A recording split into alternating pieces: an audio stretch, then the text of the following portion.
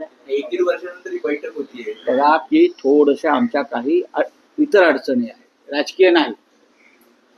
राजकीय नाहीत. मी स्वतः हजर राहतो अनेकदा उद्योजींच्या वतीनं. पण तुम्हाला माहिती आहे थोडं प्रकृतीचं कारण आहे आणि ते दिल्लीमध्ये जी हीट वेव्ह आहे. डॉक्टरांची भूमिका आहे की त्यांनी मी जाऊ नये. उद्धवजी वेगळ्या कामात गुंतलेले आहेत, आदित्यजी त्याच कामात गुंतलेले आहेत.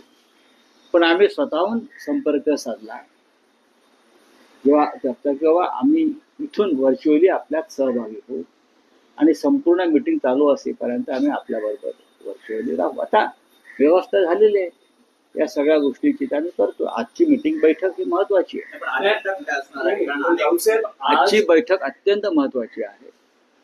कारण ममता बॅनर्जींनी स्वतः पुढाकार घेऊन ही बैठक आयोजित करायला लागली. याआधी इंडिया ब्लॉकच्या बैठकीपासून तृणमूल काँग्रेस दूर राहिली, पण पश्चिम बंगालच्या निकालानंतर त्यांना महत्व पटलं की विरोधकांची एकजूट असायला पाहिजे, इंडिया अलायन्सची एकजूट असायला पाहिजे.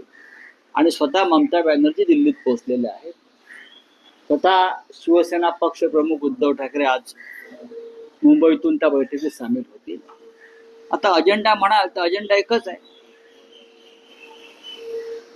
की या देशावर जे एक लादलेलं सरकार आहे, भ्रष्ट मार्गाने आलेलं, वाम मार्गाने आलेलं, चोऱ्या दरोडे टाकून आलेलं,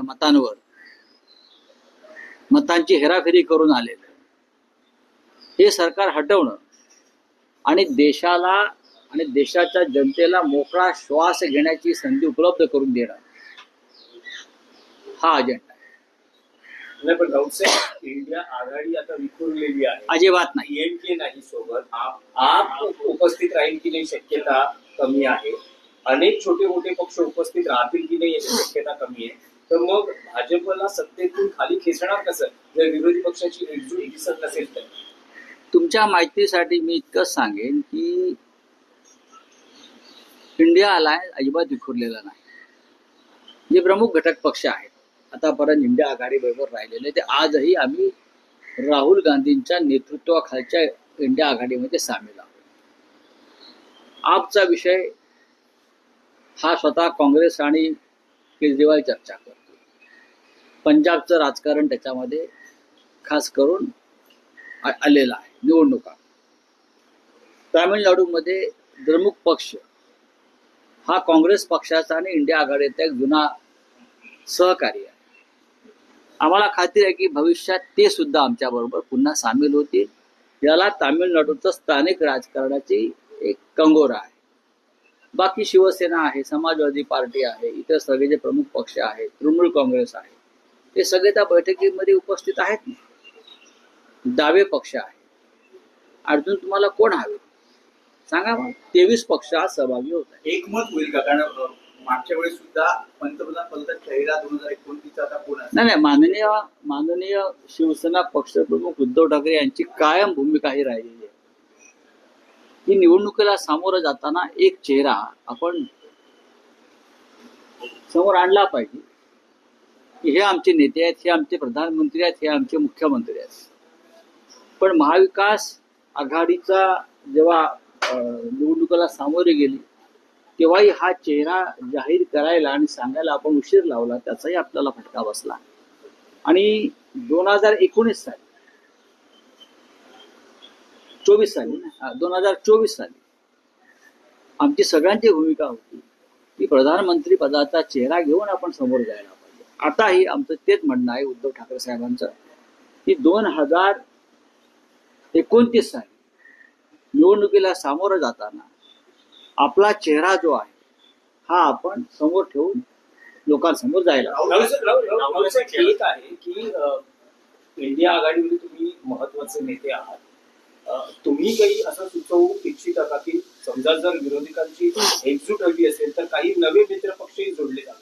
उदाहरणार्थ महाराष्ट्रात राज ठाकरे यांची महाराष्ट्र नवनिर्माण सेना यांनीही इंडिया आघाडीत यावं यासाठी तुम्ही स्वतः काही प्रयत्न करता आहात? नाही, एक लक्षात घ्या की देशभरातले अनेक महत्वाचे पक्ष जे आहेत ज्यांना भाजपची गुलामी नको आहे आणि काही पक्ष त्यांच्या बरोबर त्यांच्या आघाडीत सुद्धा आहे भाजपच्या, असे अनेक पक्ष इंडिया आघाडीच्या संपर्कात आहेत.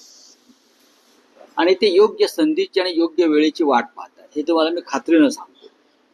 ज्या क्षणी लोकसभा निवडणुका होतील, ती घोषणा होईल, त्याच्या आधी अनेक जगजीवनराम जे आणीबाणीमध्ये जगजीवनराम बाहेर पडले होते काँग्रेसमध्ये, भाजपातून किंवा त्यांच्या आघाडीतले अनेक जगजीवनराम हे आमच्या बरोबर आलेले असतील. राहुल साहेब, स्पेसिफिक प्रश्न आहे की तुम्हाला असं या क्षणी वाटतं का महाराष्ट्र नवनिर्माण सेना हा पक्षही इंडिया अलायन्स मध्ये जोडला जावा?